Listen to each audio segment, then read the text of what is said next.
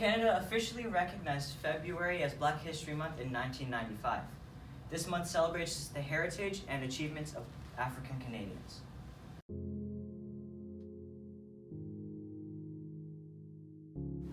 My name is Viola Desmond, and this is my story. I'm a mixed-race businesswoman, and I was born in 1914 in Halifax, Nova Scotia. At that time, many Canadian schools, businesses, and neighborhoods were segregated. People of color couldn't shop in certain stores or eat in certain restaurants. We weren't welcome in all schools, and employers could refuse to hire us. Due to segregation, I couldn't attend beauty school in Nova Scotia, so I trained in Montreal, in the United States instead. When I returned, I set up the successful Desmond School of Beauty Culture and created a line of beauty products for Black women. In 1946, I was on a business trip when my car started to break down in New Glasgow, Nova Scotia. I quickly drove to the nearest town to find an auto specialist.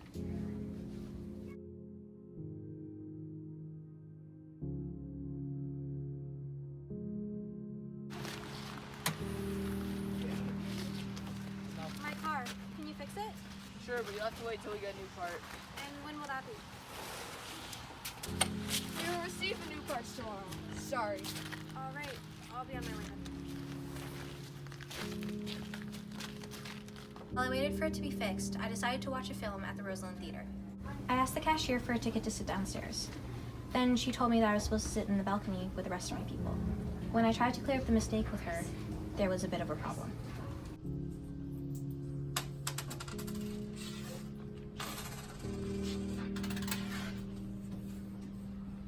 I paid for a downstairs ticket.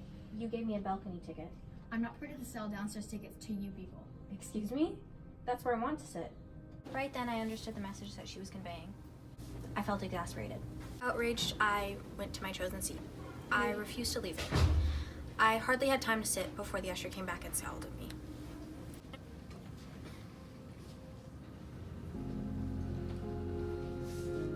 I'm going to call the manager. He'll make you move. Get the manager. I'm not doing anything wrong. The manager came shortly, just as the usher promised. I'm not causing any trouble. I even suggested to pay the extra money to sit in the main section. If you don't vacate the main section and move yourself to the balcony, I will have you thrown out. Look, I'm willing to pay the right price, and this is the seat I want, so I'm not moving. A few minutes later, the manager was back with a police officer by his side. Listen up, lady. You're making a scene. It's time to go. They forcibly removed and arrested me when I resisted. I spent the night in jail. I sat on the cold hard bench all night long, but I had to keep my spirits strong. The next day, they took me straight to court. They charged me with not paying the 1 penny tax difference between an upstairs and downstairs ticket, but I knew it was really about color. Your Honor, I suggested to pay the difference, but they refused to accept. That's on you. The defendant, Miss Desmond, is found guilty. You have the choice to either remain in jail for 30 days or pay a $26 fine. Court adjourned. I paid a $26 fine rather than spend 30 days in jail. I walked out of the courtroom with rage, and I made my way back to the auto specialist. My car was waiting in the garage, but I was too upset to drive to Sydney, so I decided to head back to my beauty salon. One of my customers, Carrie Best, ran a newspaper called The Clarion. It was Nova Scotia's first Black-owned newspaper. It's got to stop. We'll put it on the front page again. We're getting lots of letters cheering you on. Thanks, Carrie. I appreciate your support. Sister Desmond, appeal this conviction and your community will stand by you as will God. I decided to take my case to the Nova Scotia Supreme Court.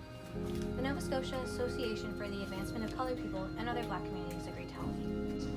We, the NSAACP, are wholeheartedly supporting your appeal. Many people, black and white, are offering help pay for your legal fees.